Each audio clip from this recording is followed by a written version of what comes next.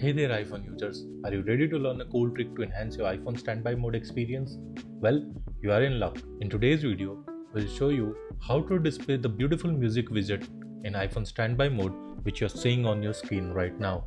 Before we start, we should mention there are two types of music widgets you can choose from. The full size widget that you see on the screen and the half size widget which we will show you shortly. So let's get started.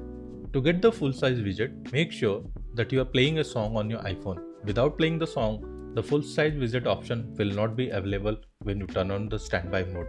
After you have played the song, plug your iPhone in a charger and rotate it landscape to start the standby mode. If the music is already playing, you will notice a small circle with music bars on the standby mode screen.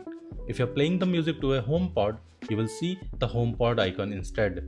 To enable the music widget, just tap on the bars or the HomePod icon and it will start the music widget in full screen. From here, you can play the music, pause the music, go to the next track, go to the previous track and adjust the volume. So that is how you get the full size music widget on your iPhone standby mode. To go back to your main widget screen, just swipe anywhere on the screen from top to bottom and it will take you back. If you're not playing any music, you won't see the music icon at the top.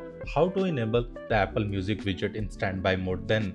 Well, you can do it by enabling the half size widget in your widget panel. You can add the music widget both to the left side of the panel and the right side of the panel.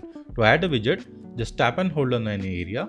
You will get into the widget adding mode. Now tap on the plus button, scroll down to find music and tap on add widget option. Now tap on done.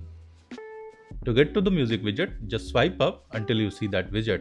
And now we have added the music widget here. From here, you can play and pause the song.